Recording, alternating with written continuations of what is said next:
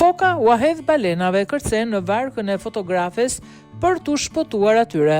Një fokë që po përndiqej nga një kope balena shorka, ja hodhi paq sulmit të tyre duke kërcyer në varkën e fotografes amerikane Sharve Drucker. Fotografi amatore tha për Associated Press se po shkrepte foto të orkave në brigjet e ishullit Komano në Washington, kur vuri re kopen që po shfaqte shenja të një gjuetie.